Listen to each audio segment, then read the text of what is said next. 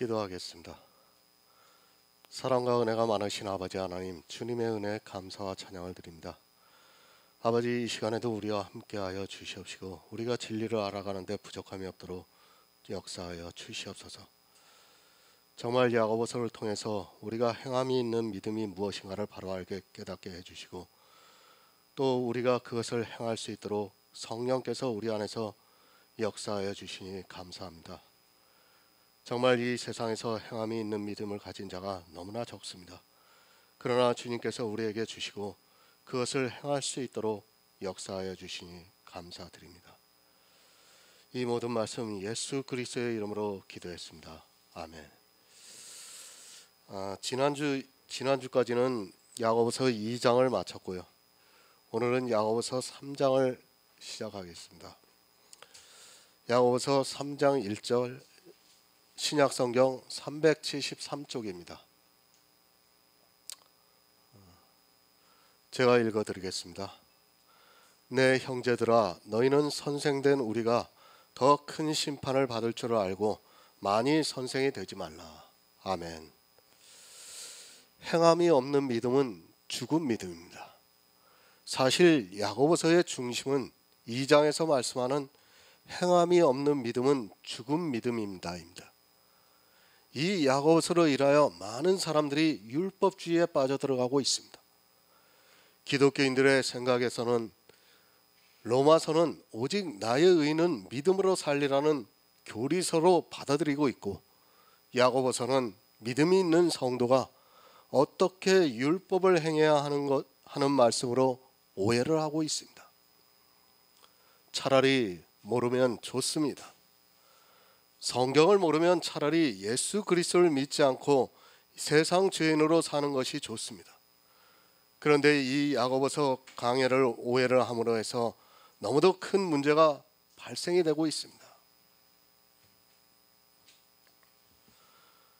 야고보서에 대한 고정관념이 너무 강해 성도가 이 세상에서 어떻게 살아가야 하는 행위에 대한 가르침이 있는 말씀으로 오해를 하고 있습니다. 영의 말씀입니다. 육의 말씀은 같으면 좀 실수를 해도 영이 있으니까 괜찮습니다. 그러나 이 영의 말씀은 한 번 실수를 하게 되면 다시 회복할 수 없다는 것을 명심해야 합니다. 육적인 문제는 설령 내가 잘못 가르쳐서 사람이 죽는다 해도 영이 있기에 그나마 다행입니다. 물론 그런 일은 없어야 하겠지만 그래도 영이 있기에 그것까지도 감수할 수 있습니다. 누군가 물을 건너려고 합니다. 그 물의 깊이를 나에게 물어왔을 때 내가 혹시 그것을 잘못 알고 가르쳐 주었다 해도, 그것으로 인하여 생명을 잃었다 해도 그 사람이 이미 믿음이 있었다면 영원한 생명을 가지고 있기 때문에 안개와 같이 잠깐 있다가 사라지는 이 세상의 생은 비록 안타깝게 마감을 했을지라도 천국에서 영원한 축복을 누리게 될 것입니다. 육의 실수는 그렇습니다. 물론 그런 일은 없어야 하겠지만 이 세상은 늘 자연재해가 있고 또 예기치 않은 사고가 있습니다. 누가 자기가 타고 가는 비행기가 추락을 할 것이라고 생각을 하겠습니까? 어찌 되었든 추락을 하고 있습니다. 추락을 할 때는 분명히 누군가의 실수가 있었습니다. 아니면 고의라도 그 비행기를 추락시키려고 했기 때문에 그런 일이 있습니다. 강물이 범람을 합니다. 사람들이 그 안에 있다가 물속으로 들어가 죽습니다. 강을 잘 치수했다면 그런 일이 없었겠지만 어찌 되었든 실수를 하게 되면, 누군가 잘못 관리를 하게 되면 그런 불행한 일이 일어나게 됩니다. 하나밖에 없는 생명이 그렇게 험하게 죽음에 이르는 것을 보게 됩니다. 그뿐 아닙니다. 밤새 안녕이라고 잠을 자다가 죽고 맙니다. 미리 건강을 챙겼으면 그런 비명 행사하는 일은 없었을 텐데 바쁘게 살아가고 있는 현대인들에게 그런 건강검진도 어쩌면 사치에 불과할 수 있습니다. 그렇게 인생은 언제 어떻게 될지 모르고 또 누군가의 실수로 해서, 아니 잘못 가르쳐줘서 빨리 생명을 잃는 일도 많이 발생을 합니다. 독버섯이 있습니다.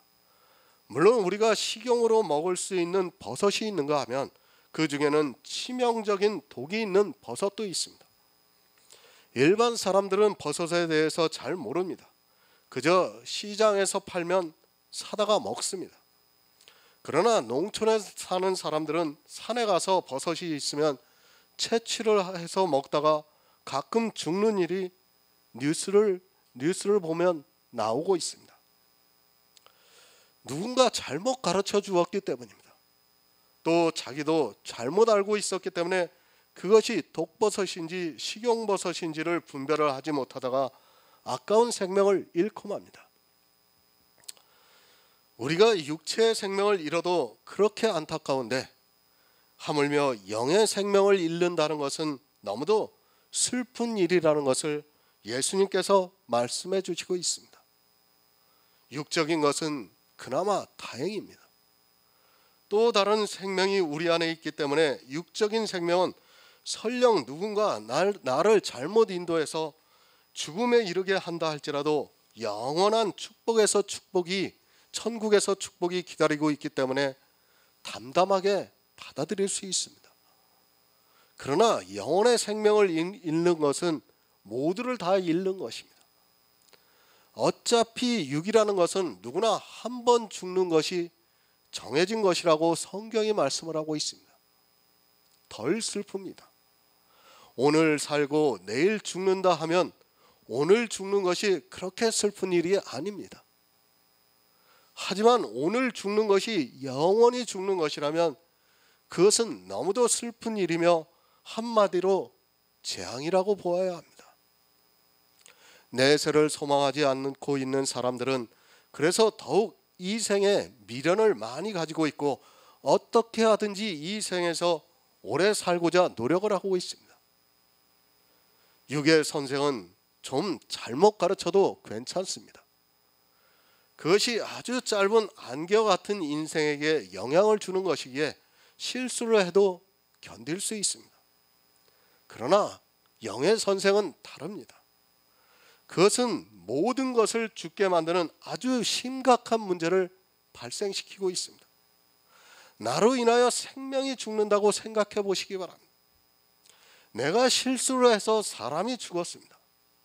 물론 그런 경험을 하는 사람은 극히 드물겠지만 만약 그런 일을 했다면 그 사람은 평생 마음에 아픔을 가지고 살아가게 됩니다. 그 생각을 지울 수도 없고 그 생각이 날 때마다 내가 왜 그때 그런 실수를 했는가 하면서 자책을 하고 살아가게 되어 있습니다. 그 마음의 고통이라는 것은 아마 당해보지 않은 사람은 잘 모를 것이라 생각합니다. 육의 생명도 그렇습니다. 하물며 영의 생명이야말로 피혼을 해서 무엇하겠습니까? 그러나 이 영에 대해서 모르고 있는 사람은 너무도 쉽게 생각을 하고 있습니다.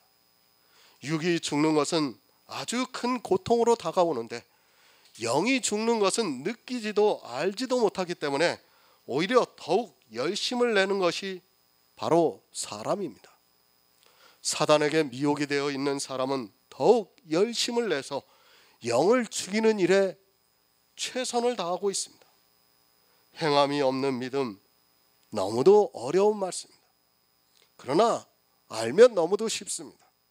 하지만 그 말씀을 잘못 오해를 해서 율법을 행하는 것으로 가르쳤다가는 결국 재앙이라는 것을 알아야 합니다.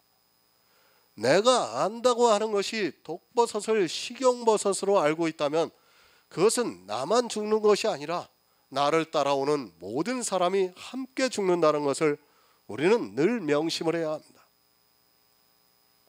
사람을 살려야 합니다. 그런데 내가 아는 것이 잘못되어서 생명을 죽이는 일에 힘써 일을 했다면 그것은 참으로 안타까운 일입니다. 그러나 불행하게도 교회 안에서 복음의 일을 하고 있다는 사람들의 대다수가 그 일에 앞장을 서고 있고 너무도 열심을 내고 있다는 사실입니다. 사람은 가르치기를 좋아합니다. 또 자기가 무엇을 조금 알고 있으면 그것을 어떻게 하든지 사람들에게 알리려고 하는 습성이 아주 강합니다. 더구나 그 일이 좋은 것이라고 생각이 되면 이제는 물불을 가리지 않고 더욱 열심을 내게 되어 있습니다. 마치 전쟁에 나간 병사가 나중에는 자기가 왜 싸움을 해야 하는가를 모르고 그저 전쟁에 미쳐 앞을 향해 가는 것과 같습니다. 영의 일입니다. 육의 일은 혹시 잘못 가르친다 해도 그래도 용서가 될 수 있지만 영의 일은 바로 사망이라는 것을 알아야 합니다. 지금도 교회 안에서 선생 되기를 좋아하는 사람들이 너무도 많이 있습니다. 심지어는 교회에 나온 지 얼마 되지도 않은 사람이 무엇을 안다고 가르치고 있습니다. 성경을 한 번도 안 읽은 사람이 가르치고 있습니다. 정말 두려움이 없습니다. 나 한 사람이 잘못 가르침으로 해서 파급되는 영향이 얼마나 큰가를 전혀 모르고 있습니다. 그들이 가르치는 것은 겨우 초등학문 수준의 것을 가르치면서 이 세상에서 아주 모범적인 교인들을 양성하느라 정신이 팔려 있습니다. 누차 강조를 하지만 성경은 도덕교과서가 아니라는 것을 먼저 알아야 합니다. 도덕은 이 세상에서도 얼마든지 배울 수 있습니다. 신앙생활에 대해서는 불교에 가도 아주 잘 배울 수 있고 천주교에 가도 잘 배울 수 있습니다. 교회는 그런 것을 가르치는 것이 아니라 예수 그리스도의 복음을 가르치는 곳입니다. 복음을 모르니까, 아니 믿음에 대해서 모르니까 자꾸 행위에 대해서 가르치고 있는 것입니다. 그것이 영혼을 사망에 이르게 하고 있다는 것을 모르고 아주 열심을 내고 있습니다. 내가 하는 한 행동이 사망을 부를 수 있습니다. 나로 인하여 다른 사람이 사망에 이른다고 하면 나는 하나님과 원수가 된다는 것을 잊지 마시기 바랍니다. 이스라엘에 많은 선생들이 있었지만 그들로 인하여 오히려 사망을 불러왔다는 것을 잊어서는 안 됩니다. 모르고 가르치는 것보다 더 미련한 짓이 없다는 것을 알아야 합니다. 독버섯을 주면서 먹으라고 하면 어떻게 되겠습니까? 사람의 눈에는 그 독버섯이 너무도 보암직도 하고 먹음직도 하다는 것을 알아야 합니다. 거짓 선지자가 되지 마시기 바랍니다. 거짓 선지자는 자기가 선생이면서도 자기가 거짓 선지자라는 것을 모르고 있습니다. 물론 알고 하는 사람도 있지만 모르고 하는 사람도 많다는 것을 알아야 합니다. 모르고 하면서 더 열심을 내기 때문에 사람들이 사망에 이르고 있습니다. 마태복음 7장 22에서 23절을 보겠습니다. 신약성경 10쪽입니다. 신약성경 10쪽 마태복음 7장 22에서 23절입니다.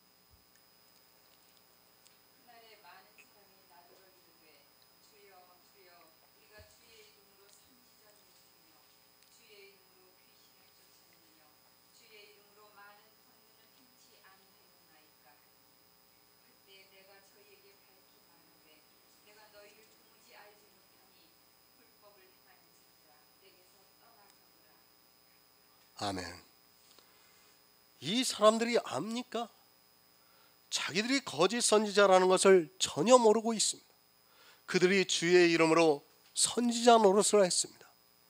예수를 믿고 있는 교회 안에 있는 사람들이라는 말씀입니다. 교회 안에서 예수를 믿으면서 예수를 전한다고 했는데 이들은 거짓 선지자들이었습니다. 자기가 불법을 행하면서도 모릅니다. 선생이 되어 자기가 불법을 행하고 있으면서도 전혀 깨닫지 못하고 있고 주님께서 다시 오셨을 때 자기들이 영접을 받을 것으로 생각을 하고 있습니다. 이런 사람들이 교회 안에 얼마나 많은가를 바로 깨달아야 하고 또 내 자신이 정말 믿음에 서 있는가를 스스로 확증해 나가야 합니다. 그러나 불행하게도 사람들은 자기가 거짓 선지자 노릇을 하고 있으면서도 모르고 있습니다. 정말 두려워하시기 바랍니다. 거짓 선지자도 자기가 거짓 선지자라는 것을 모르고 있습니다. 하물며 그 안에 있는 교인들이야 말을 해서 무엇하겠습니까? 기독교가 거대한 종교가 되어 있으면 사람들은 다수가 만든 정통이라는 간판을 보고 마치 참 선지자라고 생각을 하고 있는데, 야고보서 2장에서 배웠듯이 율법의 한 행위만 있어도 거짓 선지자라는 것을 쉽게 분별할 수 있습니다. 거짓 선지자가 열심을 냅니다. 정말 믿음이 있는 성도보다 더 열심을 내고 있습니다. 그러면서 어떻게 하든지 선생이 되려고 노력을 합니다. 특히 교회에서 구역 예배다 성경 공부다 하면서 자기도 믿음이 없으면서도 그저 이 세상의 도덕을 가르치고 있는 사람들이 너무 많이 있습니다. 전혀 두려워하지 않고 자기가 무엇을 하고 있는지조차 모르면서 선생이 되고 싶어 합니다.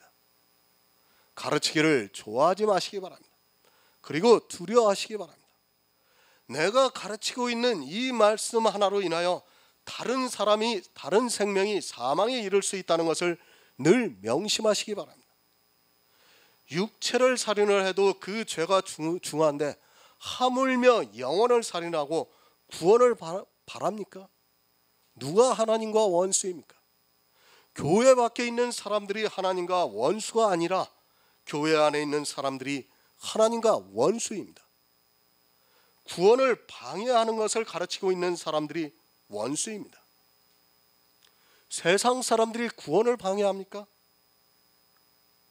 교회 안에 있는 사람들이 그럽니다. 간증을 하면서 누가 나를 교회 나가는 것을 방해했다고 말을 합니다. 그리고 세상에서 즐기는 일을 누가 꼬셔서 거기에 넘어갔다고 합니다. 그런데 자기가 그것을 결단을 내려서 이제는 안 했다고 합니다. 이런 일들이 구원을 방해하는 일입니까? 절대 아닙니다. 그들은 그냥 그것은 이 세상 죄입니다. 죄. 그들이 구원을 방해하는 것이 아니라 교회 안에 선생이 되어 있는 자들이 영원 구원을 받기 위해 온 사람들을 잘못 가르침으로 말미암아 사망에 이르게 만들고 있습니다. 정말 다른 일은 다 해도 이것만은 조심하고 또 조심해야 합니다. 살인을 한 강도도 천국에 들어갈 수 있습니다. 그러나 하나님과 원수가 된 자들은 절대로 천국에 들어갈 수 없습니다. 나 한 사람의 문제입니다. 내가 믿음이 있으면 나를 통해 배우는 사람에게 믿음이 전달이 되고, 내가 믿음이 없이 율법의 행위를 따라가면 나를 통해 배우는 사람이 또 그렇게 된다는 것을 잊어서는 안 됩니다. 선생이 되는 것 좋지만 알고 선생이 돼도 늦지 않습니다. 복음에 대해서 전혀 알지도 못하는 사람이 담대하게 목사가 되겠다고 안수를 받고 있습니다. 재앙입니다. 그들이 과연 무슨 믿음이 있겠습니까? 그리고 성경도 안 봅니다. 그저 이 세상의 책을 읽고 교인들을 가르치고 있습니다. 내가 최소한 가르치는 자라면 다른 것은 몰라도 구원에 대해서만 확실하게 알아야 합니다. 구원에 대해서 모르는 사람이 목사가 된다면 그것은 너무도 큰 재앙입니다. 다 선생입니다. 나는 선지자가 아니라고 하지 마시기 바랍니다. 나는 선생이 아니라고 하지 마시기 바랍니다. 교회에 처음 나온 사람에게 교회 안에 먼저 있던 사람이, 모든 사람은 선생이 된다는 것을 잊지 마시기 바랍니다. 먼저 있던 사람들을 통해 신앙생활을 배우고 있지 않습니까? 그들이 교회 안에서 잠잠한 것이 아니라 이렇게 해야 한다, 저렇게 해야 한다고 가르치고 있지 않습니까? 고린도전서 14장 34절을 보겠습니다. 신약성경 281쪽입니다. 고린도전서 14장 34절입니다.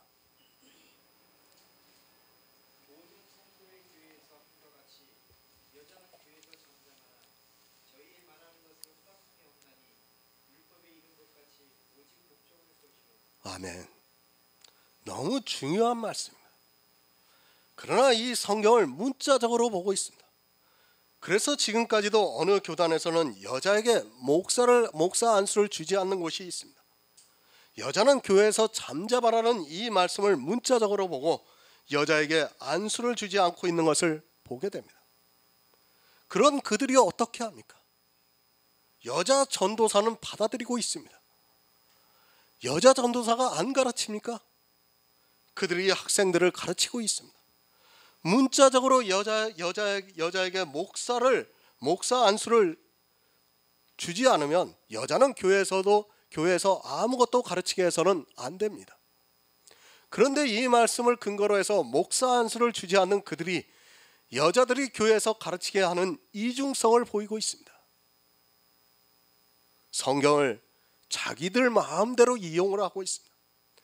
여자는 교회에서 잠잠하라는 이 말씀을 근거로 목사 안수를 주지 않으려면 반드시 여자는 어떤 형태로든 가르치는 자가 되어서는 안 됩니다. 구역 예배에서도 가르쳐서는 안 돼요, 여자는. 그렇지 않습니까? 그러나 안수는 하지 않고 있으면서도 가르치는 것은 허용을 하고 있습니다. 그것이 지금 이 시대 성경을 보고 있는 사람들의 사상입니다. 과연 그들에게서 무슨 진리가 전해질 수 있겠습니까? 여자는 교회에서 잠잠해야 합니다.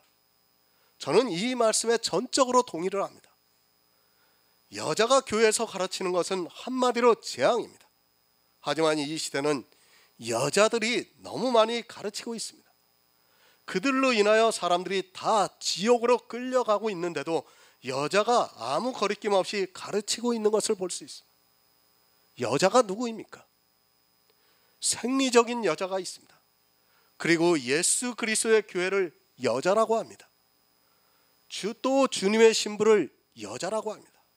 그리고 마지막으로 교회 안에 있지만 아직 구원을 받지 못한 사람을 여자라고 말씀을 하고 있습니다.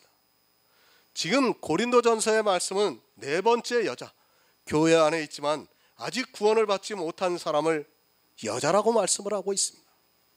여자는 교회에서 잠잠하시기 바랍니다. 구원의 확신이 없고 영의 일에 대해서 아직 성령의 감동을 받지 않고 있는 사람은 반드시 잠잠해야 합니다. 그가 가르치게 되면 그 안에 있는 모든 사람이 사망에 이르게 되어 있습니다. 자기 안에 생명이 없는 사람이 어떻게 생명에 대해서 가르칠 수 있겠습니까?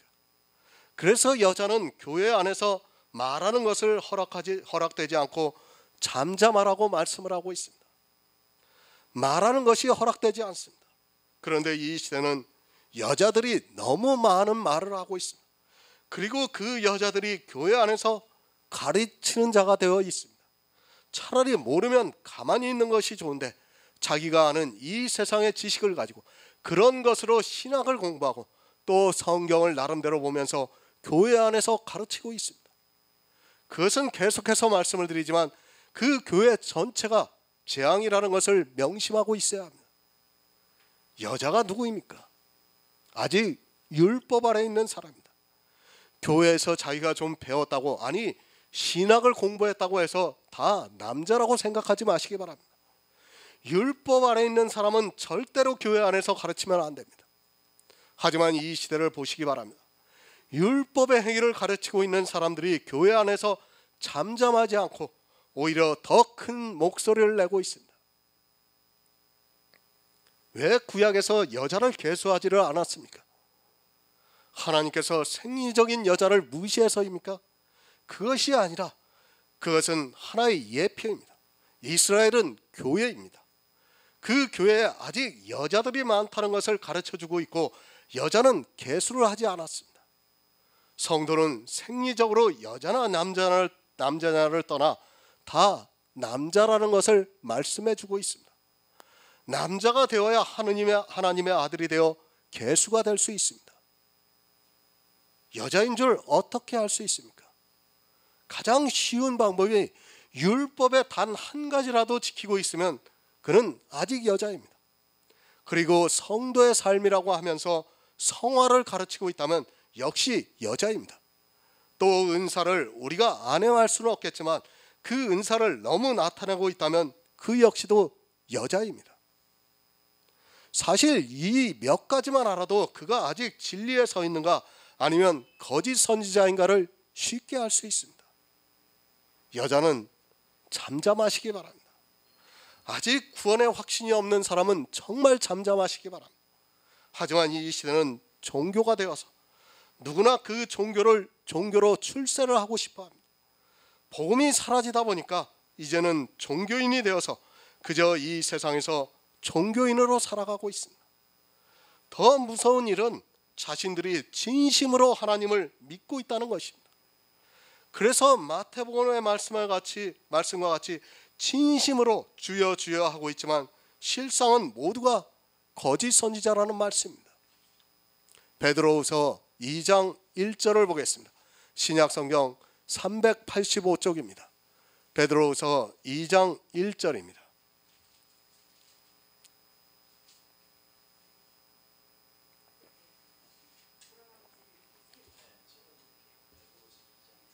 이 2장 1절이요.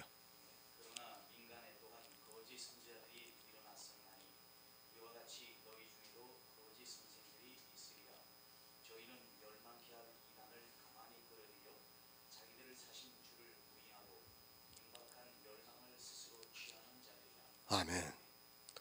늘 교회에는 이런 사람들이 있습니다. 초대교회의 사도들이 살아있는 그 시대도 그런 선생들이 있었는데 지금은 말할 필요도 없습니다. 저희는 멸망케 할 이단을 가만히 끌어들여 자기들을 사신 주를 부인을 하고 있습니다. 이단을 가만히 끌어들이고 있습니다. 이단인지 아닌지 모를 정도로 교회 안에 침투를 하고 있다는 말씀입니다. 이단을 분별할 수 있습니까? 사람들은 자기가 이단을 분별할 수 있다고 생각을 하고 있습니다. 하지만 지금 이 시대 이단과 정통의 다른 점이 무엇인지 분별이 안 되고 있습니다. 거대한 세력만 갖추면 언제든지 이단도 정통이 되는 시대로 변하고 말았다는 것을 알아야 합니다. 제가 특정 교회를 비방하고 싶지 않습니다. 우리나라에서 가장 큰 교회도 예전에는 이단 판정을 받았습니다. 그러나 그 세력이 점점 거대해지다 보니까 어느새 정통이 되었습니다. 그들이 변한 것은 거대한 세력밖에 없습니다. 새 번역을 제가 읽어드리겠습니다. 거짓 예언자들과 거짓 교사들 전에 이스라엘 백성들 가운데서 거짓 예언자들이 일어난 것과 같이 여러분 가운데서도 거짓 교사들이 나타날 것입니다. 그들은 파멸로 이끄는 이단을 몰래 끌어들일 것입니다. 그래서 그들은 자기들을 값주고 사신 주님을 부인하고 자기들의 받을 파멸을 재촉할 것입니다. 파멸로 이끄는 이단을 몰래 끌어들여 왔습니다. 도적이 들어오는지 알면 도적질을 당하지 않습니다. 그러나 모르기 때문에 도적을 당하게 됩니다. 사기를 치는 사람을 안다면 사기당할 사람이 이 세상에는 한 사람도 없을 것입니다. 사기를 왜 당합니까? 진짜 같기 때문에, 아니 정말로 진짜이기 때문에 사기를 당한 것입니다. 선생이 진짜 같습니다. 모든 사람들이 진짜라고 말하니까 나는 잘 모르니까 진짜로 받아들이게 되어 있습니다. 이 세상의 저명 인사들이 진짜라고 하니까 나 같은 별 볼 일 없는 사람은 진짜로 그냥 믿어지는 것입니다. 사기를 왜 당하느냐면 진짜로 보이기 때문에 사기를 당하는 것입니다. 선생이 진짜로 보이기 때문에 그의 말을 듣고 따라간다는 것을 알아야 합니다. 사람의 이성으로 그들이 진짜입니다. 오히려 복음을 가진 자들이 거짓으로 보인다는 것을 알아야 합니다. 선생 좋습니다. 하지만 나로 인하여 영원히 사망을 당한다면 그것은 너무도 불행한 일이라는 것을 알아야 합니다. 육적인 문제가 아니라 영혼의 문제이기 때문에 더욱 선생이 되고 싶어하는 사람은 조심을 해야 합니다. 나로 인하여 사망이 찾아올 수 있고 또 나로 인하여 생명을 얻을 수 있기 때문입니다. 더 큰 심판을 받습니다. 나로 인하여 한 영혼이 사망에 이르게 되었다면 당연히 더 큰 심판을 받을 것 아닙니까? 이 세상 사람들보다 더 큰 심판을 받게 된다는 것을 명심하고 있어야 합니다. 이 세상 사람들은 2번 죽는 것으로 끝이 나지만 교회 안에 선생이 되어 영혼을 죽게 만든 사람은 반드시 특별한 형벌이 있다는 것을 알아야 합니다. 베드로후서 2장 10절을 보겠습니다. 신약성경 385쪽입니다. 신약성경 385쪽 베드로후서 2장 10절입니다.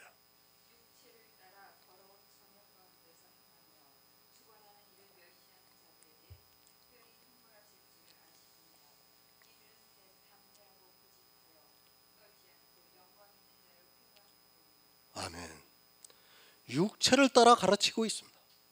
이런 말씀을 보고 무엇이 육체를 따라 가르치는 줄을 모르고 있습니다. 그리고 더러운 정욕이 무엇이라는 것을 모르고 있습니다. 육체를 따라 가르치는 것은 육체로 행하는 것을 가르치고 있다는 말씀입니다. 그러니까 교회 안에서 행위에 대해서 가르치고 있다는 말씀입니다. 그 행위가 더러운 정욕이라는 것을 알아야 합니다. 하지만 어떻습니까? 자기들의 교회 안에서 하나님을 위해서 하고 있는 모든 일을 육체로 하면서도 그것을 육체로 하는 것으로 생각을 하지 않고 있습니다. 그것이 얼마나 더러운 정욕이라는 것을 모르고 오히려 선하고 의로운 일이라고 하면서 더욱 열심을 내고 있습니다. 교회 안에 율법주의, 성화주의, 은사주의가 이렇게 행하고 있다는 것을 분명히 깨닫고 있어야 합니다. 아주 특별한 형벌이 있다는 것을 아시기 바랍니다. 누가 더 큰 형벌을 받는가 분명히 기억하시기 바랍니다. 이 세상 사람들이 더 큰 형벌을 받는 것이 아니라 바로 교회 안에 있는 사람들이 더 큰 형벌을 받게 된다는 것을 잊지 마시기 바랍니다. 이렇게 육체를 따라 행하다가 영의 일을 믿지 않아서 주님이 오실 때 바깥 어두운 곳에 쫓겨나 특별한 형벌을 받게 된다고 말씀을 하고 있습니다. 그들은 담대합니다. 또 너무도 고집이 있어 자기가 하던 일을 계속해서 하려고 합니다. 이스라엘이 얼마나 고집이 있었습니까? 하나님께서 그들에게 선지자들을 보내주시면서 믿음으로 이끌어내려고 했지만 황소적 고집으로 끝까지 거절하면서 자기들의 생각에 따라 행했습니다. 요즘 제가 이사야, 에레미야 그 설교를 쓰고 있어요. 근데 거기 보면 정말 안타까워요. 이스라엘은 끝까지 율법을 고집하고 있어요. 하나님은 선지자 예레미야, 이사야 선지자를 보내서 그들을 믿게 하려고 이끌어내고 있지만 그들은 듣지를 않습니다. 지금도 마찬가지라는 것을 여러분이 깨달아야 합니다. 이스라엘만 그랬습니까? 이스라엘이 남의 일이라고 생각하지 마시기 바랍니다. 그것은 예표입니다. 우리가 똑같이 그렇게 하고 있다는 것을 성경을 통해서 예표로 가르쳐주고 있는 말씀입니다. 이사야에 있던 이스라엘이 그리고 에레미야 시대에 살았던 이스라엘이 지금 이 시대 교인들이라는 것을 우리가 분명히 알고 있어야 한다는 말씀입니다. 너무 선생이 되려 하지 마시기 바랍니다. 모르면 가만히 있으시기 바랍니다. 그럼 나 혼자만 죽지만 다른 사람까지 끌고 들어가는 불행한 일은 하지 않을 수 있습니다. 그리고 가만히 있으면서 지혜를 구하면 하나님께서 그에게 구원받을 지혜를 주실 것입니다. 하지만 사람들은 자기가 조금 아는 것으로 가르치는 것을 좋아하고 있고 아니 영의 일에 대해서 모르면서 이 시대 목사로서 일을 하고 있고 그들로 인하여 심지어는 수십만 명이 한꺼번에 사망에 이르고 있습니다. 최소한 거짓 선지자는 되지 마시기 바랍니다. 아니 거짓 선지자가 되는 것보다는 거짓 선생이 되는 것보다는 차라리 교회에 안 나오는 것이 좋습니다. 그냥 세상에서 살다가 둘째 사망을 당하면 되지만 거짓 선생이 되었을 때는 다르다는 것을 알아야 합니다. 더 큰 심판을 기다리고 있다는 것을 알아야 합니다. 누가복음 13장 28절을 보겠습니다. 신약성경 118쪽입니다. 누가복음 13장 28절입니다. 너희가 아브라함과 이삭과 야곱과 모든 선지자는 하나님 나라에 있고 오직 너희는 밖에 쫓겨난 것을 볼 때에 거기서 슬피 울며 이를 경외했으리라. 아멘. 누가 슬피 웁니까? 이 세상 사람들이 아니라 교회 안에서 거짓 선생을 하던 자들이 슬피 울며 이를 갈미 있으리라고 말씀을 하고 있습니다. 자기는 구원을 받을 줄 알고 선생이 되어서 새로 오는 사람들을 열심히 가르쳤는데 자기도 속고 있었던 것입니다. 얼마나 슬프겠습니까? 나만은 선생이라서 구원을 받을 줄 알았는데 그래서 너무도 열심히 가르치고 있고 신앙생활을 했는데 바깥 어두운 곳에 쫓겨나니까 얼마나 억울하겠습니까? 내가 선생이 되어 가르쳤는데 그것이 잘못되었다는 것을 모르고 평생을 그렇게 살아가고 있습니다. 참으로 안타까운 일입니다. 마가복음 9장 48에서 49절을 보겠습니다. 신약성경 70쪽입니다. 마가복음 9장 48에서 49절입니다.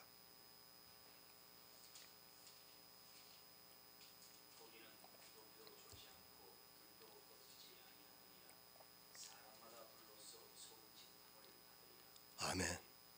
누가 봤습니까? 교회 안에 있는 사람들 중에 믿음이 없는 사람이 받는 고통입니다. 아주 특별한 형벌이라고 말씀합니다. 이 세상 사람들보다 더 큰 심판을 받는다는 말씀입니다. 예수님께서 이 말씀을 이 세상 사람들에게 하신 것이 아니라 바로 이스라엘에게 하셨습니다. 이 시대 교회에 나와 있는 사람들에게 하시는 말씀입니다. 선생 되려고 하지 마시기 바랍니다. 모르면 구하시기 바랍니다. 그리고 좀 참으시기 바랍니다. 정말 하나님께 지혜를 간절히 구하면 하나님께서 주신다고 약속을 하셨습니다. 자기도 이해가 안 되는 성경을 가르친다는 것이 얼마나 담대한 일입니까? 그것이 더 큰 심판을 자초하는 일임을 분명히 깨달아야 합니다. 이 세상 사람들이 구더기도 죽지 않는 곳에 들어가는 것이 아니라 교회 안에 있는 사람들 중에 믿음이 없는 사람들이 더 큰 심판을 받게 된다는 것을 바로 아시기 바랍니다. 요한계시록 20장 10절을 보겠습니다. 신약성경 420쪽입니다. 요한계시록 20장 10절입니다.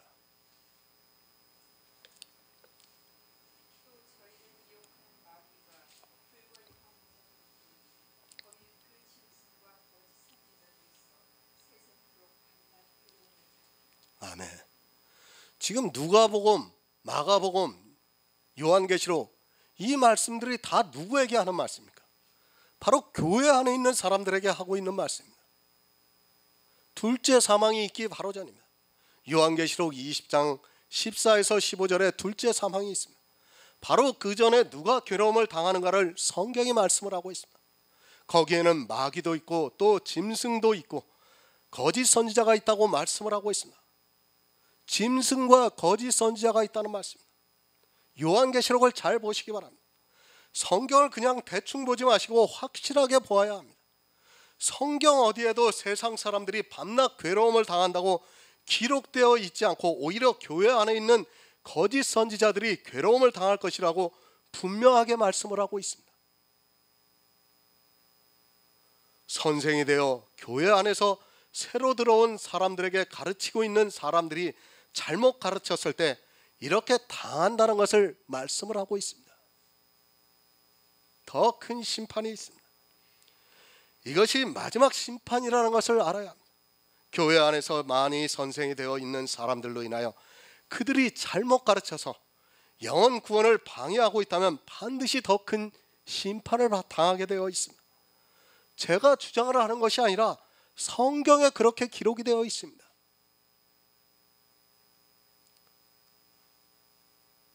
예수 천국, 불신 지옥이라는 말 많이 들었습니다. 그게 세상 사람들에게 하는 말씀이 아니에요.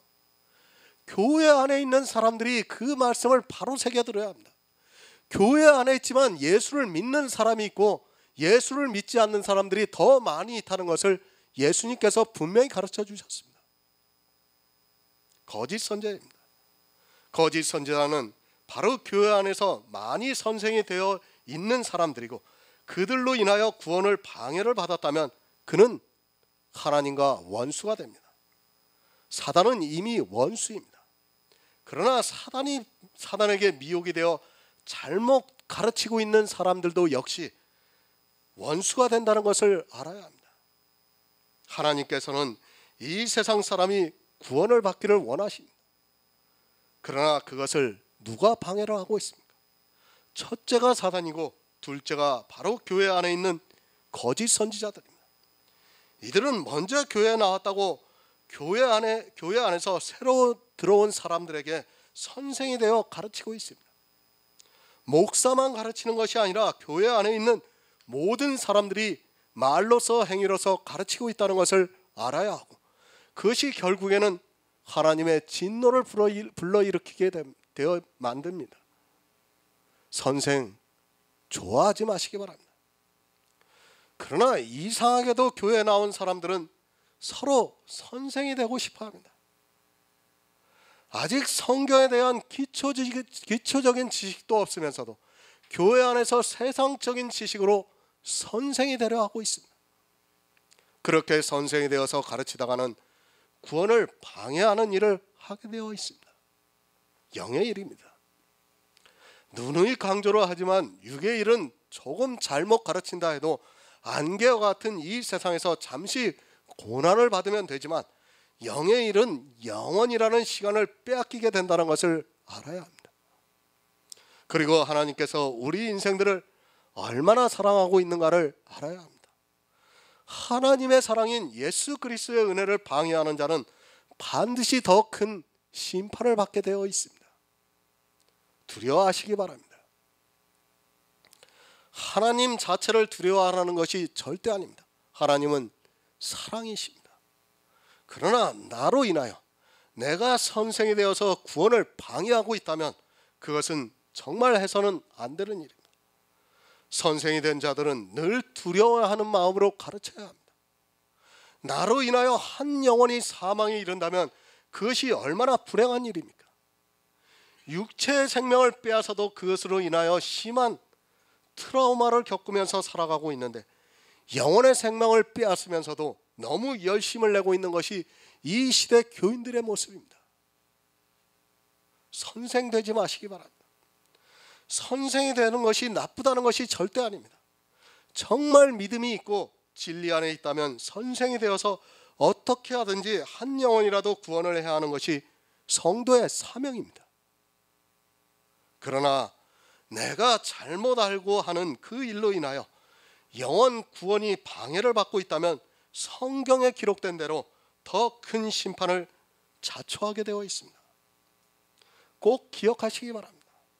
밤낮 괴로움을 누가 당하는가를 성경에서 똑똑히 보시기 바랍니다.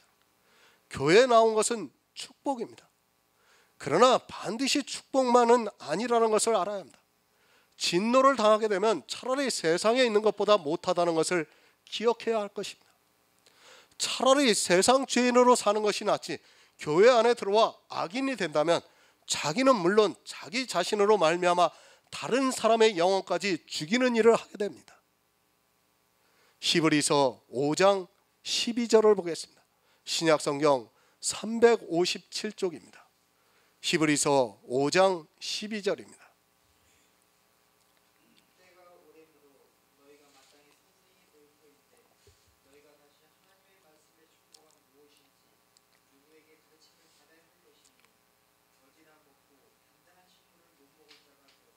아멘.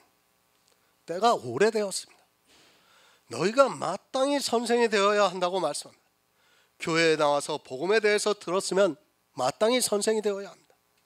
하지만 이 시대는 어떻습니까?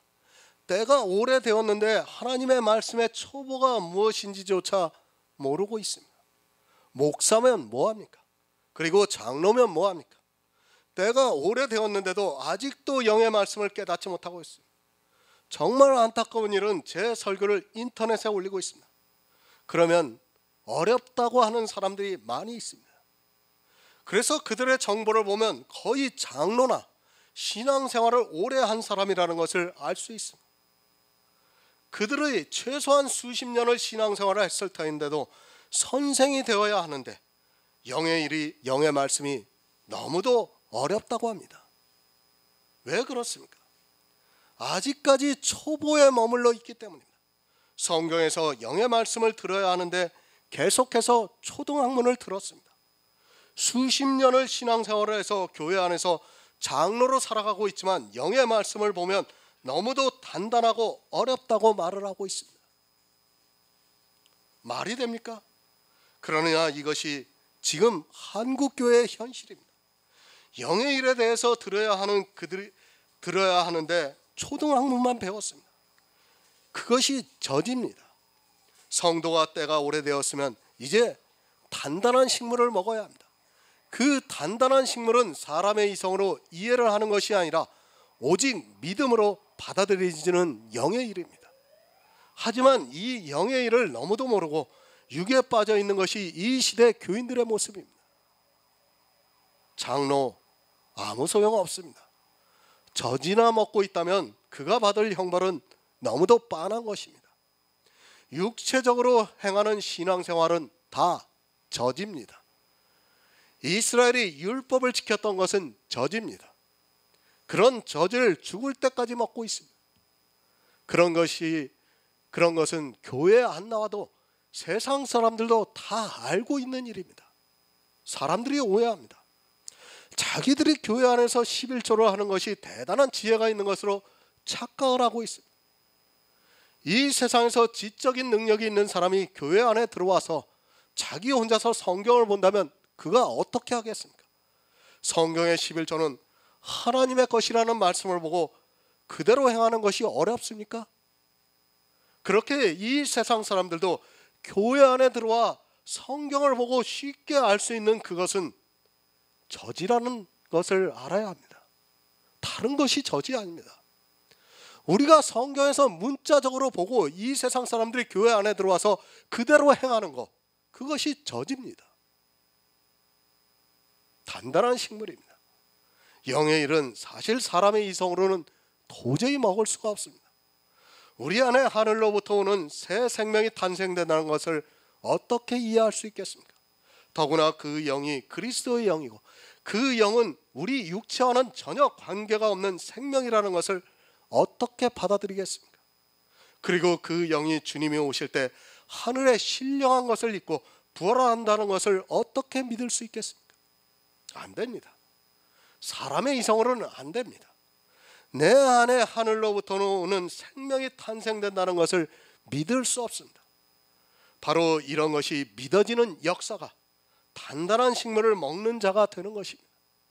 하지만 이 시대는 영의 일을 너무 모르고 있고 그저 사람의 이성으로 이해하려고 하다가 스스로 모순에 빠져 사망의 길로 가고 있습니다. 도무지 받아들이지를 못합니다.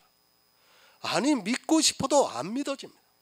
왜 그런가 하면 바로 아직까지 육체에 있어 젖을 먹고 있기 때문입니다. 교회에 나온 지 오래되었으면 이제는 육체에서 벗어나 영의 일을 알아야 하는데 수십 년을 배웠는데도 육체의 것만 배웠기 때문에 단단한 식물, 영의 일을 믿으라고 하면 그것이 도무지 믿어지지가 않습니다. 먹을 수가 없습니다. 이것을 먹어야 선생이 될 수 있는데 먹지를 못하고 있습니다. 그래서 주님께서 내가 땅의 일을 말하여도 너희가 알지 못하는데 어떻게 하늘의 일을 말할 수 있겠느냐고 말씀을 하셨습니다. 육체를 따라 행하고 있는 사람은 이 단단한 식물, 믿음으로 역사하는 일을 먹을 수 없는 것을 분명히 깨닫고 있어야 합니다. 성경이 무엇입니까? 예수 그리스도를 믿으라는 말씀입니다. 그것이 육체의 일입니까? 그것이 교회에 나가서 예배를 하고 찬송을 부르고 기도를 하고 헌금을 하고 또 봉사를 하고 하는 그것입니까? 그렇게 알고 있다면 그는 아직까지 젖이나 먹고 있는 사람입니다. 이제가 때가 되었으면 단단한 식물을 먹어야 하는데 아직까지 그런 젖을 먹고 있으면서도 예수를 믿고 있다고 말하고 있습니다. 단단한 식물이 무엇입니까? 성경을 보고 예수 그리스도의 구속의 일을 믿는 그것입니다. 이 세상 사람들도 다 아는 교회 안에서 행하는 것은 젖입니다. 누구나 처음 교회에 나와서 하고 있는 그 행위는 다 젖이라는 것을 바로 아시기 바랍니다. 단단한 식물 예수 그리스도를 믿는 일은 사실 사람의 이성으로는 안 되고 오직 하나님의 능력이 나에게 임해서 믿음으로 역사를 해야 합니다. 정말 이 역사가 없이는 우리는 성경을 아무리 많이 보아도 역시 젖을 먹을 수밖에 없습니다. 왜 이스라엘이 율법주의에 빠졌습니까? 그들이 성경을 몰라서 율법주의에 빠졌습니까? 그들은 어려서부터 성경을 배운 사람들입니다. 지금 아마 목사가 성경을 100번 읽었다면 와, 대단하다고 할 것입니다. 그러나 이스라엘 사람들은 성경 100번 읽는 일은 아무것도 아니에요. 그냥 일반 백성들도 그렇게 하고 사는 사람들입니다. 그런데 그들이 다 율법주의에 빠지고 말았습니다. 왜? 하나님의 역사가 있지 않았기 때문입니다. 선생이 되어야 합니다. 그것은 주님께서 우리에게 부탁하신 일입니다. 그러나 선생이 되려면 반드시 단단한 식물을 먹어야 합니다. 젖을 먹고 있으면서도 선생이 되려고 하는 사람이 있다면 그는 아직 교회 안에서 잠잠해야 합니다. 하지만 목사를 수십 년간 해도, 장로가 되어서 수십 년 신앙생활을 해도 아직까지 젖을 먹고 있는 것이 이 시대 교회의 모습입니다. 갈라디아서 3장 25절을 보겠습니다. 신약성경 305쪽입니다. 신약성경 305쪽 갈라디아서 3장 25절입니다.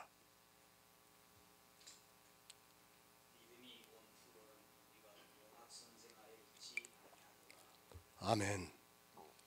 믿음이 와야 합니다. 믿음은 내가 믿고 싶다고 해서 믿을 수 있는 것이 아니라 반드시 하나님께로부터 주어져야 합니다. 이 믿음은 단단한 식물입니다. 이 믿음이 오기까지는 사람들은 몽학선생 아래에 있습니다. 몽학선생 아래에 있다는 말씀은 율법 아래에 있다는 말씀입니다. 누가 선생이 되어야 합니까? 몽학선생이 되어서는 안 됩니다. 이 몽학선생은 바로 이 세상에 지식이 있는 사람이 성경을 보고 그대로 이해할 수 있는 것이 바로 몽학선생입니다. 그것이 무엇인가 하면 살인하지 말라는 말씀을 보고 살인하지 말라고 말씀을 하고 있고 그래서 살인을 하지 않으려고 살아가고 있다면 그는 아직 몽학선생 아래에 있는 사람입니다. 자기가 몽학선생 아래에 있는지조차 모르고 있습니다. 그리고 그 몽학선생의 인도함을 받으면서 교회 안에서 선생이 되고 있습니다. 거짓말을 하지 말라는 율법을 보고 성경이 거짓말을 하지 말라고 하는구나 하고 사람들에게 거짓말을 하지 말라고 가르치고 있고 자기도 그렇게 행하고 있다면 그는 아직 몽학선생 아래에 있고 젖을 먹고 있는 사람이라는 말씀입니다. 그런 사람이 선생이 되면 그뿐만 아니라 그 안에서 배우는 모든 사람이 불행합니다. 제가 거짓말을 해도 괜찮다는 것이 아닙니다. 제가 살인을 해도 괜찮다는 것이 절대 아닙니다. 그러나 단단한 식물을 먹는 성도는 그 말씀을 보고 영혼을 살인을 해서는 안 되는구나 하는 것을 깨닫고 또 진리에 대해서 거짓말을 하는 자가 되어서는 안 되는구나 하는 것을 깨닫고 있습니다. 이렇게 똑같이 성경 말씀을 보고 있지만 젖을 먹고 있는 사람과 단단한 식물을 먹고 있는 사람은 전혀 다르게 보고 있습니다. 살인하지 않으려면 어떻게 해야 합니까? 예수 그리스도를 믿어야 합니다. 그 믿음이 단단한 식물이라는 말씀입니다. 내 안에 믿음이 없이 행위를 육적으로 살인하지 말라고 가르치고 있다면 그는 아직 젖이나 먹고 있는 유아적인 사람이라는 말씀입니다. 그거 모르는 사람이 있습니까? 아마 고등학생이 우리 십계명을 보고 가르쳐주면 그냥 다 이해를 해요. 그걸 모릅니까? 그렇게 고등학생, 믿음이 전혀 없는 성경 하나님을 믿지도 않는 고등학생에게 십계명을 가르쳐주고 보고 이거 알 수 있냐고 해서 그거 알고 있다면 그거는 젖입니다. 젖. 그런데 이 시대는 그 젖을 그냥 먹고 있어요.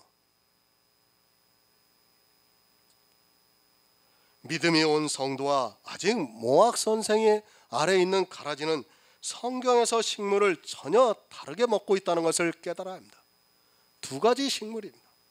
하나는 몽학 선생이 주는 식물이고 하나는 성령이 감동을 해주는 믿음의 역사입니다.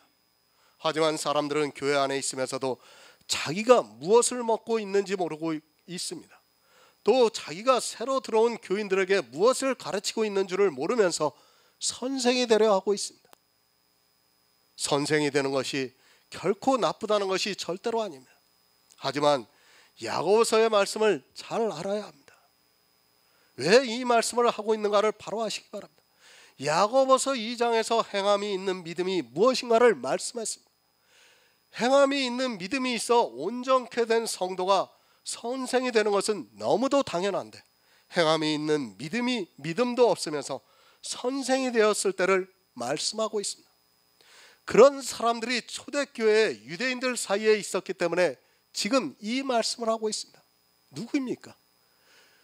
예수를 믿는다고 하면서 조상 대대로 율법을 지켜온 그 유대인들에게 지금 이 말씀을 하고 있는 것입니다. 율법이 선생이 되어서 가르치고 있는 그들에게 지금 야고보가 이 말씀을 하고 있는 것입니다. 행함이 있는 믿음이 없는 사람에게는 너희는 선생이 된 자들이 더 큰 심판을 받을 줄 알고 많이 선생이 되지 말라고 말씀을 하고 있습니다. 믿음이 오기 전에는 어느 누구도 선생이 되어서는 안 됩니다. 믿음은 내가 믿는 것이 아닙니다. 거듭 말씀을 드리지만 하늘로부터 오는 것입니다. 내가 믿고 싶다 해서 믿어지는 것도 아니고 내가 믿기 싫다고 해서 안 믿어지는 것도 아닙니다. 그것은 하나님의 역사입니다. 야고보서 3장 2절을 보겠습니다. 신약성경 373쪽입니다.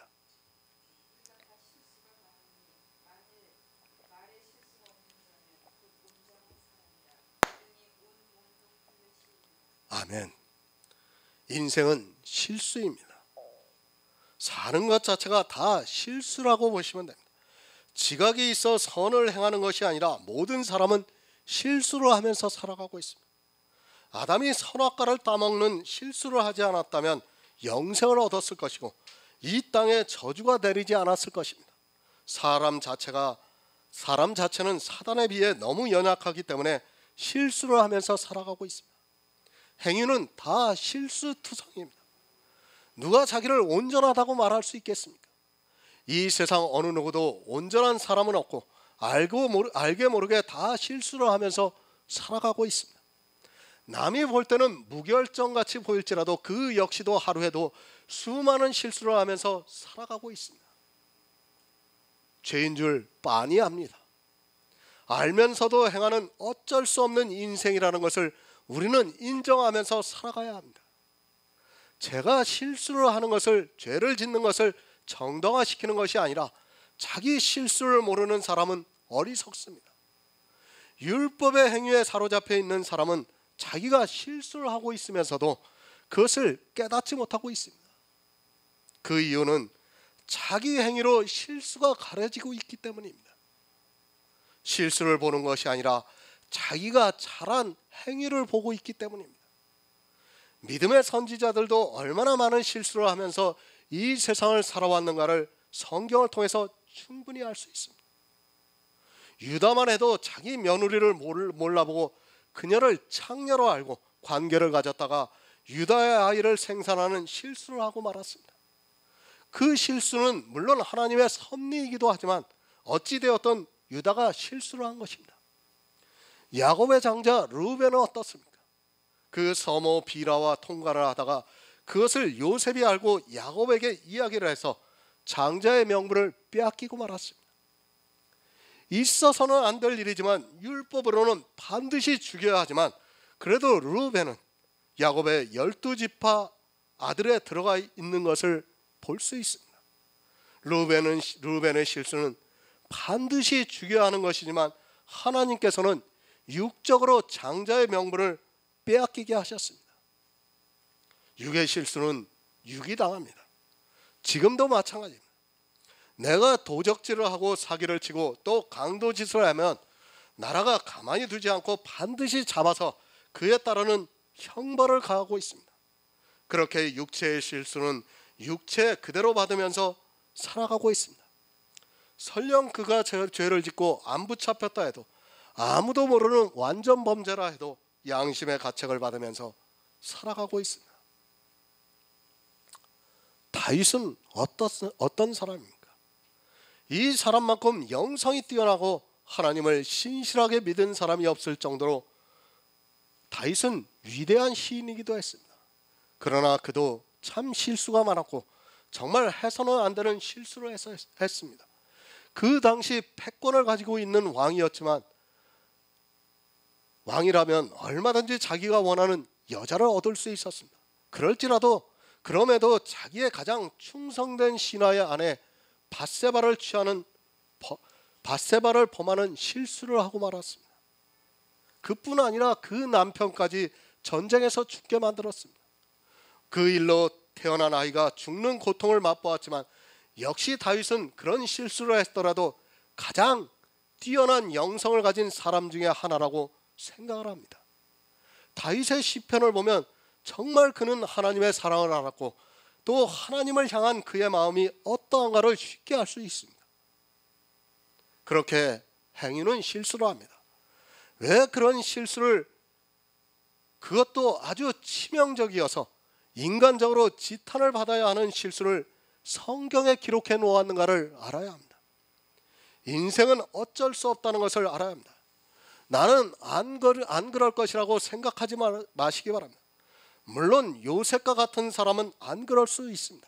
하지만 요셉은 그 방면에서 별로 여색을 탐하지 않았다는 것을 알 수 있습니다. 그 당시 애굽의 총리였지만 아내를 하나만 두고 또 아들을 둘만 낳은 것으로 보아서는 다윗과는 전혀 다른 체질이라는 것을 알아야 합니다. 그러나 요셉도 단점이 있었습니다. 그는 아버지의 사랑을 받으면서 형제들과의 우애를 바로하지 못해서 형제들에게 미움을 받아 애굽의 종으로 팔려가는 신세가 되기도 했습니다. 아버지의 사랑을 받으면 더욱 겸손해야 하는데 오히려 그것을 절제하지 못해서 형들로부터 미움을 받는 일을 하고 말았습니다. 사람은 다 그렇게 누구나 실수를 하고 살아가고 있습니다. 누가 가장 완전했습니까? 욥입니다. 그러나 욥도 역시 믿음에 있어서는 실수를 해서 결국 하나님으로부터 징계를 받았습니다. 이 세상에서 가장 완전하다고 하는 욥도 실수를 했습니다. 물론 욥의 실수는 육적인 실수가 아니라 영의 실수이기도 하지만 어찌 되었든 사람은 그렇게 다 실수를 하면서 살아가고 있습니다. 사도들은 안 그렇습니까? 베드로는 외식을 하다가 사도 바울로부터 책망을 들었고 사도 바울도 전도 여행에서 마가를 데리고 가는 문제로 바나바와 심하게 다투는 일을 하고 서로 헤어져 전도를 떠났던 것을 볼 수 있습니다. 그런 것은 보이는 실수지만 사실 안 보이는 실수를 얼마나 많이 하면서 살아가고 있습니까? 인터넷이라는 매체가 발달을 하다 보니까 더 많은 실수를 하고 있습니다. 사는 것 자체가 실수입니다. 내가 한 걸음을 떼고 한 행위를 하는 그 자체가 실수라는 것을 알아야 합니다. 그렇게 실수를 많이 하고 살아가고 있습니다. 성경도 우리가 다 실수가 많다는 것을 가르쳐주고 있습니다. 야고보 역시도 실수를 하면서 살아가고 있기 때문에 우리가 다 실수가 많다고 말씀을 하고 있습니다. 그것은 어쩔 수 없습니다. 그래서 성경은 정의하기를 의인은 없나니 하나도 없다고 가르쳐주고 있습니다. 하나도 없습니다. 실수를 하지 않고 살아가고 있는 사람은 한 사람도 없다는 것을 알아야 합니다. 그 실수를 덮어주기 위해서 예수 그리스도께서 십자가를 지신 것입니다. 그 십자가를 믿고 있기 때문에 실수에 대해서는 성경은 더 이상 언급을 하지 않고 있습니다. 다만 너무 뻔뻔하게 당연하게 그 실수를 받아들이려고 하는 사람들에게 책망을 하고 있습니다. 바로 영지주의입니다. 영지주의는 실수 자체도 아무 양심의 가책을 받지 않으려고 합니다. 왜? 예수 그리스도의 십자가를 자기들이 믿고 있다고 생각하고 있기 때문입니다. 예수 그리스도께서 이미 십자가에서 모든 죄를 다 가져가셨기 때문에 자기 육체가 연약하다는 것을 알고 있기 때문에 실수를 해도 그것을 아주 당연하게 받아들이고 있습니다. 그것이 영지주의입니다. 성도는 실수에 대해서 인정을 하고 살아가고 있습니다. 그렇죠. 내가 죄인이라는 것을 내가 잘못했구나 하고 하나님 앞에 내가 죄인이라는 것을 늘 고백을 하고 있습니다. 사실 영지주의와 복음주의는 같아 보일 수 있습니다. 복음주의는 자기가 연약해서 실수를 한 것이고, 영지주의는 예수 그리스도께서 십자가에서 이 세상 모든 죄를 지고 가셨기 때문에 자기가 하는 실수에 대해서 너무도 당연하게 생각을 하고 있고, 그것에 대해서 전혀 가책을 받지 않고 있습니다. 그런데 고린도 교회에서 전혀 가책을 받지 않고 있습니다. 사실 영지주의와 복음주의는 거의 같이 보이기도 합니다. 그렇게 행위는 실수를 하면서 살아가고 있습니다. 또 말로도 많이 실수를 합니다. 이 세상을 살아가면서 말로 사람에게 상처를 주는 일들을 얼마나 많이 하고 있습니까? 나는 위로를 한다고 한 그 말이 상대에게 도리어 상처가 되어서 더 큰 아픔을 당하게 만들면서 살아가고 있습니다. 말에 실수가 없어야 합니다.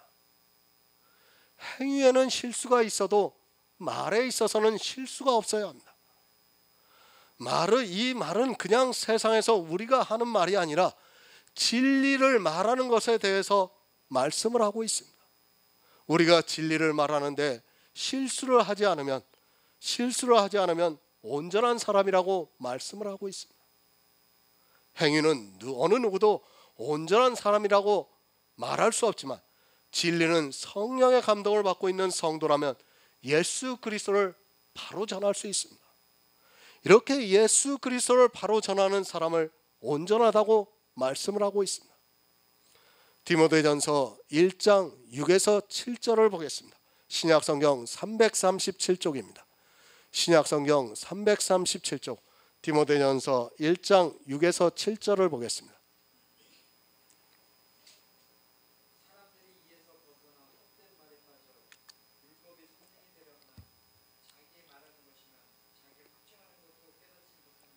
아멘. 말에 실수하지 마시기 바랍니다. 만일 말에 실수가 없는 자면 온전한 사람이라고 말씀하고 있습니다. 우리가 가장 조심해야 하는 것이 말입니다. 이 말에는 역사하는 능력이 있어서 말로 사람을 죽이기도 하고 또 살리기도 한다는 것을 알아야 합니다. 사람의 이성적인 말도 사람을 죽이고 살리기도 한다는 것을 알기 때문에 얼마나 말에 조심을 하고 있습니까? 그렇죠. 사람의 이성으로 하는 말도 때로는 사람을 죽입니다. 또 때로는 사람을 살리기도 합니다. 영의 생명입니다. 성경은 우리에게 영의 생명에 대해서 말씀을 하고 있습니다. 그런데 이 선생된 자가 말에 실수를 하게 되면 어떻게 됩니까? 그것은 자기 자신뿐 아니라 그 말을 듣고 있는 모든 사람이 사망에 이르게 된다는 것을 깨달아야 합니다. 내가 하고 있는 말이 실수하는 말인가 아니면 바른 말인가를 늘 분별하고 있어야 합니다. 실수하는 말이 무엇입니까? 헛된 말에 빠져 율법의 선생이 되려 하고 있는 말입니다. 지금 교회 안에 있는 사람들이 너무 모르고 있습니다. 성경 그대로의 문자 그대로의 율법을 행위로 가르치는 것이 얼마나 헛된 말이라는 것을 깨닫지 못하고 있습니다. 헛된 말을 하고 있다면 그것은 실수를 하고 있는 사람입니다. 헛된 말입니다. 이 말을 하고 있는 사람은 실수를 하고 있는 사람입니다. 계속해서 율법에 대해서 말씀을 드리고 있습니다. 왜 이렇게 율법에 대해서 말씀을 드리고 있는가 하면 사람은 뼛속부터 율법주의라서 이 율법을 버린다는 것이 너무도 어렵고 힘들기 때문입니다. 하지만 사람들은 이 헛된 말을 하면서도 자기가 말에 실수를 하고 있다는 것을 깨닫지 못하고 있습니다. 사람의 이성입니다. 율법을 지키는 것이 결코 나쁘지 않습니다. 그러나 성경은 율법이 선생이 되려고 하는 것은 헛된 말이라고 분명히 가르쳐주고 있습니다. 율법이 선생이 되려고 하는 것은 교회 안에서 문자 그대로의 율법을 지키라고 가르치는 것을 말씀하고 있습니다. 이렇게 헛된 말을 하고 있으면서도 오히려 선생이 되고 있습니다. 얼마나 헛됩니까? 사실 조금만 영적으로 알고 있다면 율법이 선생이 되려고 하는 것이 얼마나 헛된 말이라는 것을 쉽게 알 수 있습니다. 우리가 생명을 얻는 방법이 무엇입니까? 율법을 지키는 것입니까? 예수 그리스도를 믿는 것입니까? 오직 예수 그리스도를 믿는 방법 외에는 없습니다. 성경은 생명입니다. 육체의 생명이 아니라 하늘로부터 오는 생명을 주시고 있습니다. 그 생명을 얻는 데 있어서 이 율법은 아무런 의미가 없습니다. 그 율법이 내가 생명을 얻는 데 있어 0.001%라도 영향을 준다면 모르겠지만 아무 영향을 주지 못하고 있는데 그 헛된 것을 모르고 율법이 선생이 되려 하고 있습니다. 성경에 대해서 모르면 이렇게 헛된 것에 사람이 집착을 하게 되고 그것이 하나님을 믿는 도리라고 하면서 그것을 가르치는 말을 하고 있습니다. 실수입니다.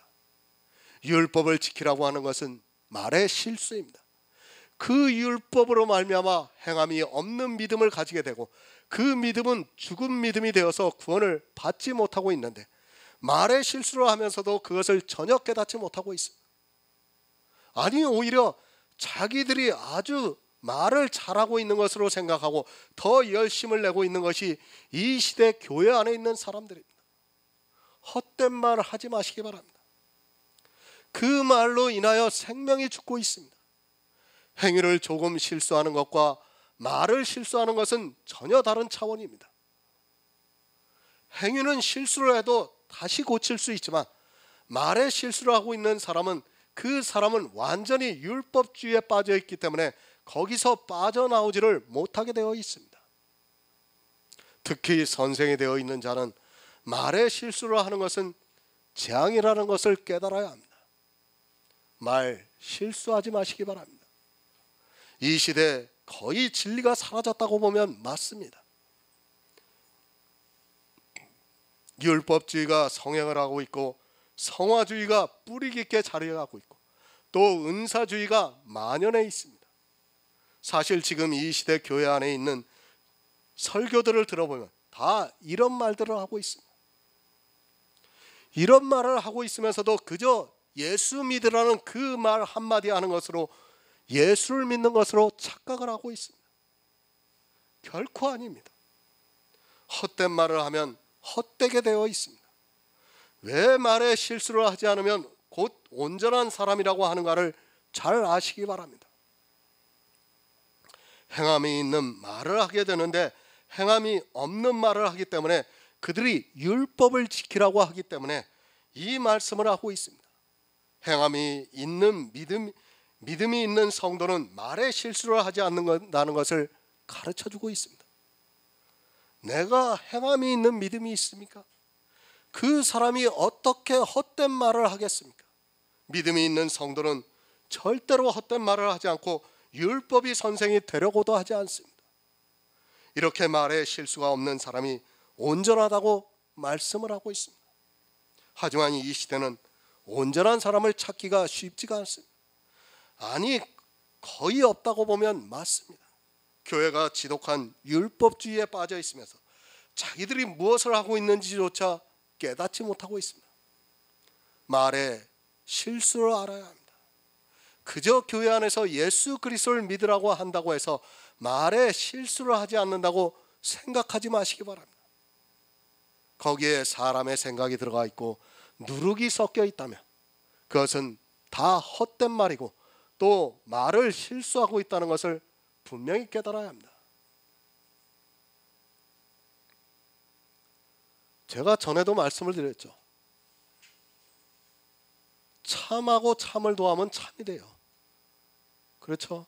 거짓하고 거짓을 도하면 거짓이 됩니다. 그러나 참과 거짓이 더해지면 거짓이 된다는 것을 알아야 합니다. 그런데 사람들은 그것을 깨닫지 못하고 있어요. 예수 그리스도를 믿으라고 힘주어 목소리를 높여서 말하면 아무리 거짓을 말해도 마치 참을 말하는 것으로 알고 있습니다.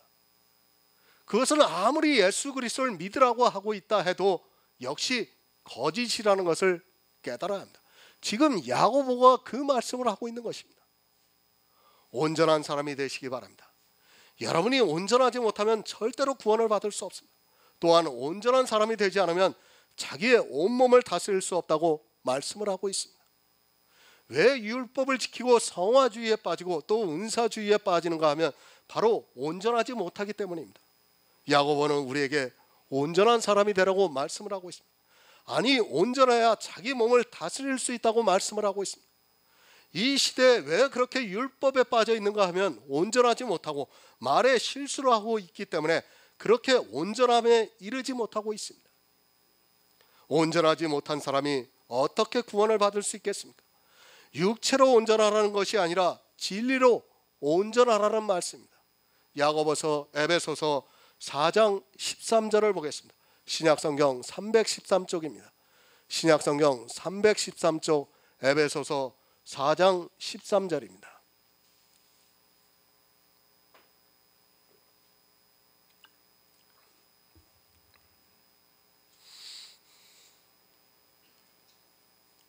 우리가 다 하나님의 아들을 믿는 것과 아는 일에 하나가 되어 온전한 사람을 이루어 그리스도의 장성한 분량에 충만한 데까지 이르니. 아멘. 믿음이 그의 행함과 함께 일을 해서 행함으로 믿음이 온전케 됩니다. 이렇게 행함이 함께 일을 하려면 어떻게 해야 합니까? 그것을 에베소서에서 말씀해 주고 있습니다. 우리가 다 하나님의 아들을 믿는 것과 아는 일에 하나가 되어서 온전한 사람이 된다고 말씀을 하고 있습니다.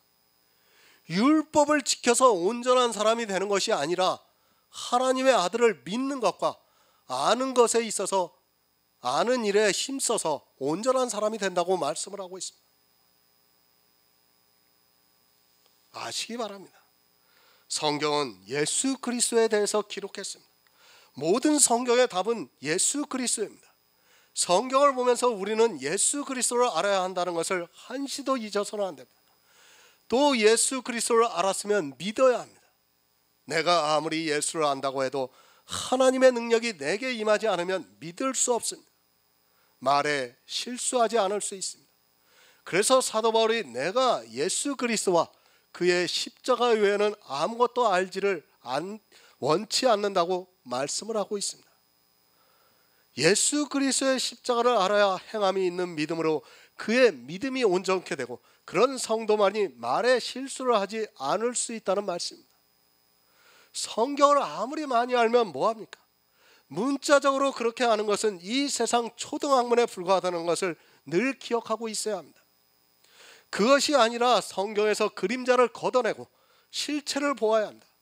그래서 예수 그리스도를 많이 알아야 합니다. 또 성경은 우리에게 믿음이 무엇인가를 가르쳐주고 있습니다. 예수 그리스도를 알고 믿을 수 있게 가르쳐주고 있다는 말씀입니다. 온전한 사람입니다. 육체적으로 온전해지려고 하지 마시기 바랍니다. 성령이 내 안에 임재를 해서 내가 모든 진리 가운데로 인도함을 받아서 우리가 보고 있는 성경에서 예수 그리스도를 알고 또 믿으면 내 안에 온전한 사람이 탄생이 된다는 말씀입니다.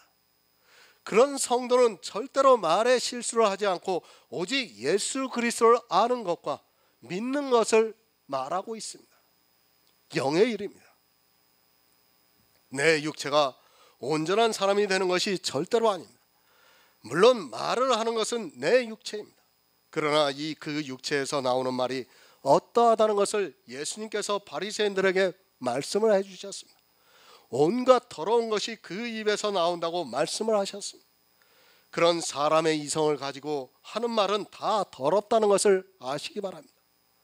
말을 매끄럽게 하지 마시기 바랍니다. 너무 지적인 말을 하려고도 하지 마시기 바랍니다. 그 자체도 더럽다는 것을 바로 알아야 합니다.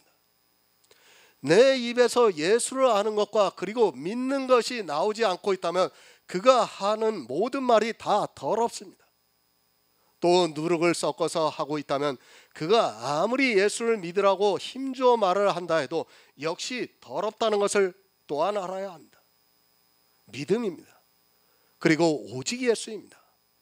행함이 있는 믿음이 있어 그 믿음으로 온전케 되려면 반드시 내 안에 예수 그리스도를 아는 지식으로 넘쳐야 하고 또 믿음의 비밀이 있어야 합니다.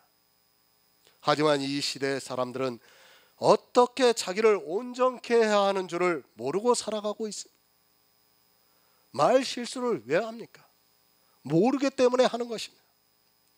말을 실수하지 않고 온전한 사람이 되기 위해서는 우리가 성경에서 예수 그리스도를 아는 일과 그리고 믿는 일에 장성한 분량에 이르러야 합니다. 하지만 이 시대는 종교에 너무 깊이 빠져 있어서 자기들이 무엇을 말하고 있는 줄을 모르고 있습니다. 종교 안에 들어가 신앙생활을 하는 그것으로 마치 자기들이 온전한 사람이 된 것으로 착각을 하고 있습니다. 디모데후서 3장 15에서 17절을 보겠습니다. 신약성경 346쪽입니다. 신약성경 346쪽 디모데후서 3장 15에서 17절입니다. 또 내가 어려서부터 성경을 알았나니 성경은 능히 너로 하여금 그리스도 예수 안에 있는 믿음으로 말미암아 구원에 이르는 지혜가 있게 하십니다. 모든 성경은 하나님의 감동으로 된 것으로 교훈과 책망과 바르게 함과 의로 교육하기에 유익하니 이는 하나님의 사랑으로 온전케 하며 모든 선한 일을 행하기에 온전케 하려 함이니라. 아멘. 성경입니다. 분명히 성경을 보아야 합니다. 이 성경을 봄으로 해서 성령의 감동을 받고 있는 성도는 예수 그리스도를 믿음으로 구원을 받습니다. 그렇게 구원을 얻은 성도를 하나님의 사람으로 온전케 되었다고 말씀을 하고 있습니다. 아무리 강조를 해도 지나치지 않습니다. 하지만 어떻습니까? 이스라엘이 이 성경을 보고 망했습니다. 또 초대교회를 지나오면서 거의 모든 교회가 이 성경을 보았지만 진리에서 벗어나고 말았습니다. 왜 그런 일이 있습니까? 그것은 이 성경에서 하나님의 지혜이신 예수 그리스도를 알지도 못했고 또 믿지도 않았습니다. 성경을 본다고 해서 다 온전한 사람이 되는 것이 절대로 아닙니다. 무엇이 문제입니까? 예수 그리스도를 알지를 못했기 때문입니다. 그리고 예수 그리스도를 믿지 않았기 때문입니다. 솔직히 이 시대 목사라는 사람들이 예수 그리스도께서 누구신지도 모르고 있는 사람들이 있습니다. 참으로 안타까운 일은 그저 하나님의 아들 정도로 생각을 하면서 성경에 기록되어 있는 문자로 그대로 알고 있는 것으로 지식을 삼고 있습니다. 실수하지 마시기 바랍니다. 왜 실수를 해서는 안 되는가 하면 그것은 생명에 관한 문제이기 때문입니다. 내 영의 생명뿐 아니라 다른 사람의 영의 생명까지도 탄생이 되는 것을 방해하고 있기 때문입니다. 하지만 불행하게도 이 시대는 말에 너무 많은 실수를 하고 있으면서도 종교인이 되어서 그것을 깨닫지 못하고 그저 예수를 믿으라고 앵무새같이 떠들고 있습니다. 그래서 주님께서 그 말씀을 하셨습니다. 너희가 산과 바다를 둘이 다니면서 교인 하나를 만나면 배나 지옥 자식이 되게 한다고 말씀을 하고 있습니다. 지금 이 시대 교회를 보고 하는 말씀입니다. 성경을 바로 하시기 바랍니다. 사람의 지식으로 성경을 보지 마시기 바랍니다. 내가 지적인 능력이 있다 해서 이 세상에서 학식이 있다 해서 그것으로 성경을 보지 말라는 말씀입니다. 성경은 성령의 감동이 없이 보면 화가 임한다는 것을 늘 기억하고 있어야 합니다. 교회 안에는 축복만 있는 것이 아니라 화가 함께 있다는 것을 알아야 하고 화를 받는 사람이 더 많다는 것을 성경이 가르쳐주고 있습니다. 영생입니다. 구원을 받지 못하면 온전한 사람이 아닙니다. 내 겉사람을 보고 온전한 사람이라고 하지 마시기 바랍니다. 내가 행함이 있는 믿음이 있어 그 믿음으로 온전케 되었을 때 내 안에 그리스도의 영이 탄생이 됩니다. 그 사람이 온전하다는 것을 말씀을 하고 있습니다. 그렇게 온전한 사람은 자기 몸도 굴레를 씌우리라고 말씀을 하고 있습니다. 그러니까 율법을 안 지킬 수 있는 능력이 있다는 말씀입니다. 그런 사람은 요한일서 2장 5절을 보겠습니다. 신약성경 388쪽입니다. 요한일서 2장 5절입니다. 누구든지 그의 말씀을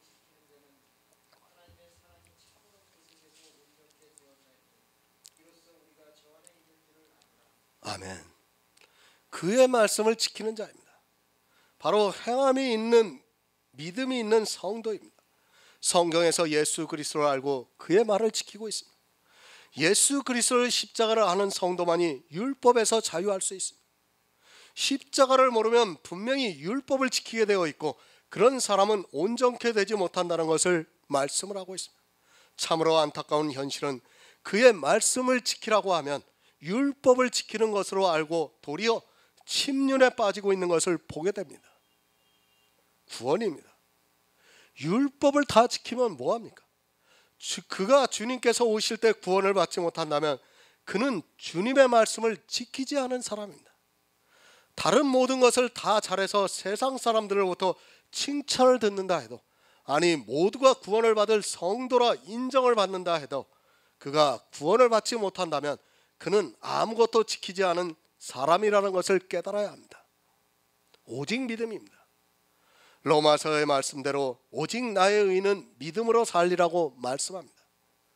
믿음으로 산다는 그 말씀은 온전케 되었다는 말씀입니다.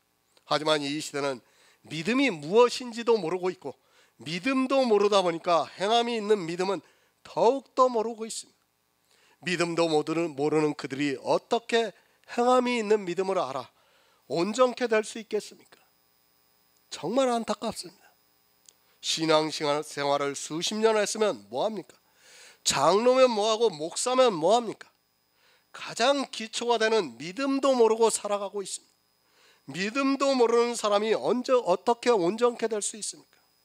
선생이 되어 있는 자도 자기가 거짓 선지자인 것을 모르고 있고 또 그 선생에게 배우는 자도 역시 거짓 선지자를 분별하지 못하고 다 망하는 길로 가고 있습니다. 무엇이 온전케 됩니까? 하나님의 사랑이 그 속에서 온전케 되었다고 말씀을 하고 있습니다. 예수 그리스도를 성경에서 알고 믿음으로 해서 구원을 받은 성도는 하나님의 사랑이 온전케 되었다고 말씀하고 있습니다. 그렇게 온전케 된 성도는 절대로 말에 실수를 하지 않습니다. 그 사람은 오직 예수 그리스도만을 전하고 있고 또 믿음의 비밀에 대해서만 말을 하고 있습니다. 이 믿음이 있어야 합니다. 행함이 있는 믿음이 있어서 행함으로 내 믿음이 온전케 되어야 합니다. 그런 성도만이 능히 그 몸도 굴레를 씌울 수 있다고 말씀을 하고 있습니다. 무슨 말씀입니까? 우리 인생은 뼛속부터 율법주의라고 말씀을 드렸습니다. 사람의 이성으로는 율법을 지키고 또 육체가 성화가 되고 하는 것이 너무도 바르게 보입니다. 사람의 이성입니다. 우리 인생은 그것을 따라가게 되어 있습니다. 사실 행함이 있는 믿음이 있어 행함이 함께 일을 한다는 것이 쉬운 일이 아닙니다. 그러나 말에 실수가 없는 성도는 온전케 되어서 자기 몸에 굴레를 씌워서 그런 육체의 정과 욕심에서 벗어날 수 있다는 말씀입니다. 그렇게 자기 몸에 굴레를 씌우지 못하고 있으면 그는 아직 온전케 된 사람이 아니고 또한 행함이 있는 믿음도 없는 사람입니다. 몸에 굴레를 씌우시기 바랍니다. 그렇지 않으면 절대로 구원을 받을 수 없습니다. 내 의의가 드러나는 순간에 사망입니다. 진리를 알지 못하는 사람은 말에 실수를 하게 되어 있고 그런 사람은 율법을 지키고 또 육체가 성화가 되려고 합니다. 또한 자기 몸에 굴레를 씌우지도 못하고 오히려 그 일에 더욱 열심을 내고 있습니다. 늘 말씀을 드리지만 사람의 이성으로 생각할 때 율법을 지키는 것과 성화가 되는 것은 너무 좋기 때문에 그것에 굴레를 씌운다는 것이 쉽지가 않습니다. 그래서 사도 바울이 말씀합니다. 자기 몸에 굴레를 씌우기 위해서 말을 하고 있습니다. 그리스도 예수의 사람은 육체와 그 정과 욕심을 십자가에 못 박았다고 말씀을 하고 있습니다. 정말 이렇게 하지 않고는 자기 몸에 굴레를 씌울 수 없기 때문에 그리스도 예수의 사람이 어떻게 하는가를 가르쳐주고 있습니다. 선생이 되려면 먼저 자기 몸에 굴레를 씌우고 선생이 되시기를 바랍니다. 오늘은 여기까지 하겠습니다.